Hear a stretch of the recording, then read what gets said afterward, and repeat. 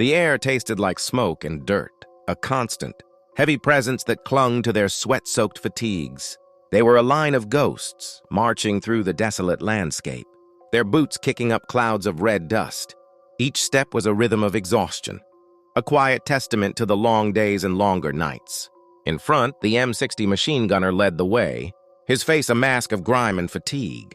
His eyes, though tired, were sharp, scanning the tree line, the gullies and the burnt-out hillsides. The machine gun slung across his shoulder felt like a part of him, an extra limb he was born with.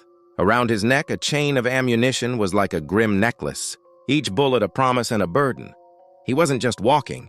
He was leading, his weary body a shield for the men behind him. Directly behind him, another soldier trudged along, his head down, a silhouette of grim determination.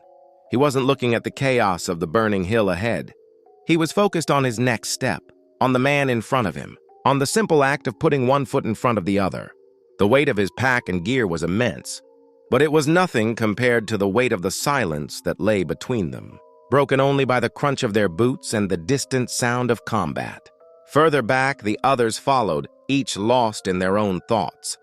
They moved as a single unit, their individual fears and hopes a shared, unspoken language. The smoke rising from the hills wasn't just from the fires.